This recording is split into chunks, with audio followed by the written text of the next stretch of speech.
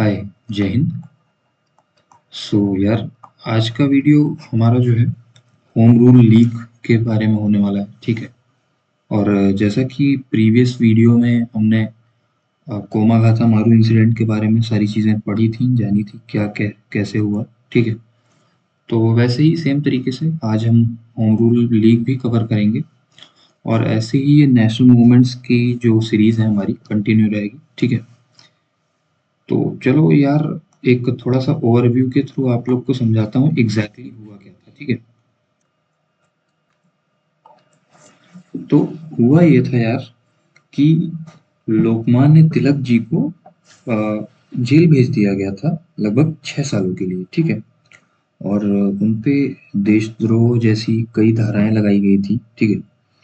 और ये भी बताया गया था कि उन्होंने गलत चीज़ें पब्लिश की ब्रिटिशर्स के खिलाफ, ब्रिटिश गवर्नमेंट के खिलाफ, ठीक है। तो इन्हीं सब चीज़ रीज़न, यही सारे रीज़न देके उन्हें जेल भेज दिया गया था। कौन सी जेल? मांडल्या जेल, ठीक है। मैं स्पेलिंग लिख देता हूँ, MANDALAYA, ठीक। मांडल्या जेल ये कहाँ है? बर्मा में, ठीक। बर्मा, ठीक। और इनको टोटल 6 साल के लिए जेल भेजा गया था, ठीक है। 6 साल। ये अराउंड 1894 से, सॉरी 1896 से 1914 तक जेल में रहे, ठीक। सॉरी 1901 से 1914 तक ये जेल में रहे, ठीक है।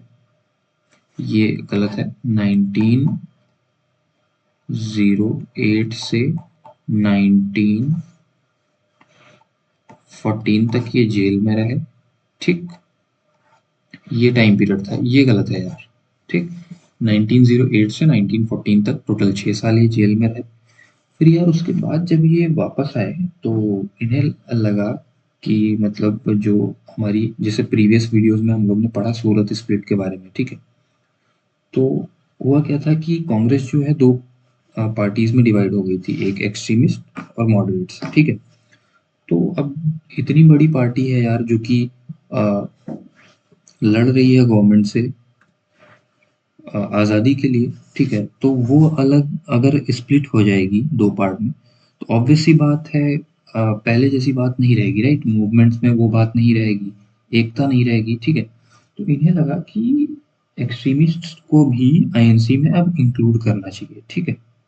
एक्सट्रीमिस्ट को भी लाना चाहिए आईएनसी में, ठीक है। तो अब होता क्या है यार, होम रूल लीग का क्रिएट होता है। होम रूल लीग क्रिएट होती है और वो भी दो होम रूल लीग क्रिएट होती है, ठीक है। अब चेक करना है यहाँ पे। एक होम रूल लीग है जो एनी बेसेंट जी द्वारा क्रिएट की गई, ठीक है।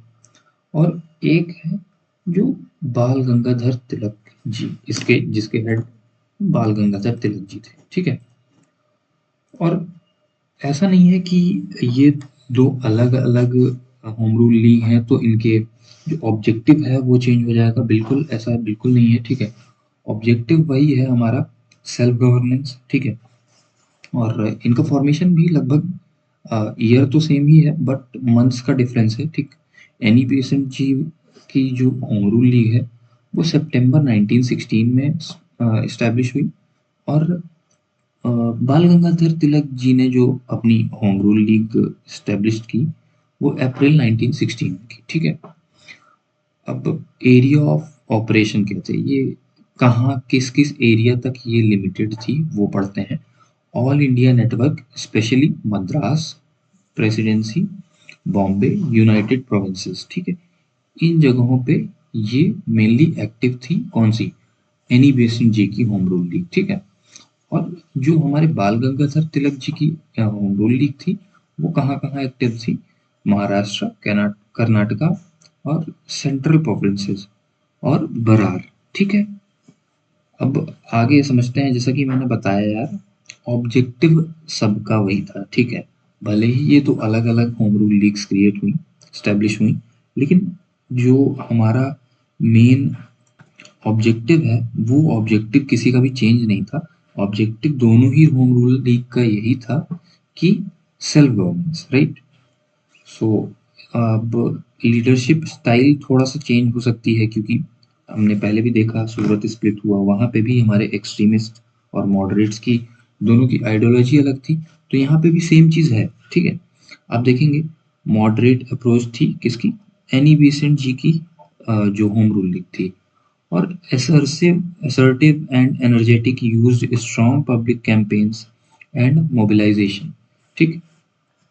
तो इनकी आइडियोलॉजी यार ऐसी थी थोड़ा सा कि हमको सारी चीजें जो है एक सिस्टमेटिक वे में करनी है, राइट। कि जैसे हमें तीन चार चीजें करनी है, लेकिन हमें आइडिया नहीं है हम कौन सी पहले करें, ठीक है।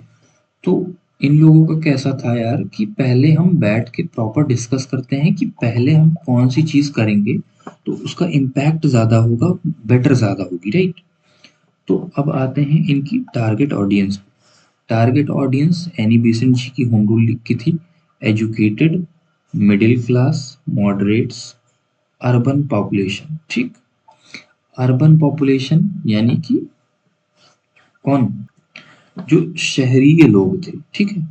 उन पे उनकी इनकी टारगेट ऑडियंस अर्बन पॉपुलेशन भी थी, ठीक है।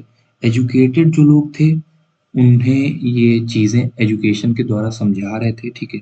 और थोड़ा सा मॉडरेट आइडियोलॉजी को बिलीव करते थे ये, ठीक है। और हमारे तिलक जी की भी कुछ सेम ही लगभग थी आइडियोलॉजी और टारगेट ऑडियंस, ठीक है। क्योंकि इनका भी यूथ था, students, political activist and local leaders. I believe देखो दोनों लोग की ही आइडियोलॉजी, सॉरी टारगेट ऑडियंस जो है लगभग सेम थी, क्योंकि आप देख सकते हैं यूथ भी होगा तो कुछ परसेंट हम मान सकते हैं कि शायद वो एजुकेटेड ना हो, राइट। और स्टूडेंट हो सकते हैं कुछ परसेंट एजुकेटेड ना हो, लेकिन कुछ परसेंट ऐसे भी होंगे ना जो एजुकेटेड होंगे। तो कहीं ना कहीं दोनों की टारगेट ऑडियंस लगभग सेम थी, 100% नहीं बोल सकते लेकिन लगभग सेम थी, ठीक। अब आते हैं यार कुछ छोटे छोटे पॉइंट्स हैं, ठीक है, उनको समझ लेते हैं। लखनऊ सेशन ऑफ आईएनसी, ठीक। अब लखनऊ सेशन में होता क्या है कि एक्सट्रीमिस्ट, जैसे कि सूरत स्प्लिट में हमारी कांग्रेस जो है दो पार्ट्स में डिवाइड हो गई थी, ठीक है। एक एक्सट्रीमिस्ट और एक था हमारा मॉडरेट्स, ठीक।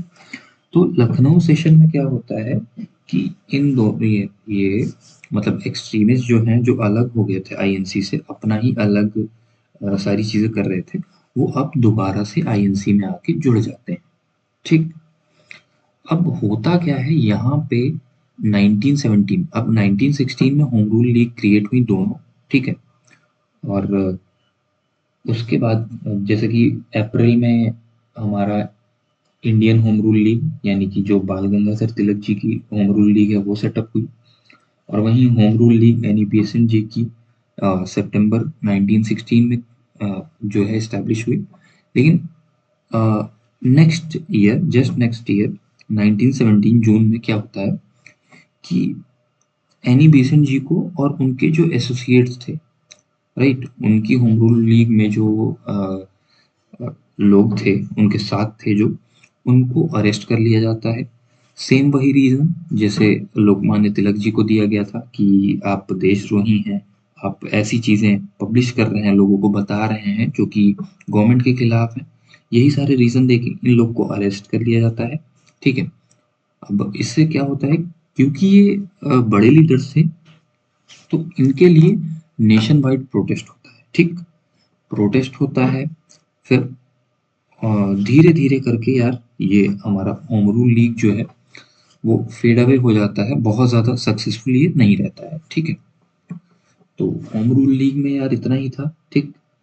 और यहीं पे मैं आपको एक क्वेश्चन भी बताना चाहूंगा, देखिए आता है क्वेश्चन कभी कभी कॉम्पिटिटिव एग्जाम्स में कि एनी बेसेंट जी थी फर्स्ट वुमेन, एनी बेसेंट जी फर्स्ट वुमेन वुमेन प्रेसिडेंट थी किसकी, हमारे आईएनसी की। और किस सेशन की थी, तो ये देखिए लिखा हुआ है कैलकाटा सेशन की, जो कि हुआ था दिसंबर 1970, ठीक। इसकी ये प्रेसिडेंट थी, ठीक है। तो आई बिलीव सबको समझ में आया होगा आज का लेक्चर, राइट। अगर कोई भी फीडबैक देना है यार तो आप टेलीग्राम पे दे सकते हैं या फिर कमेंट्स में दे सकते हैं।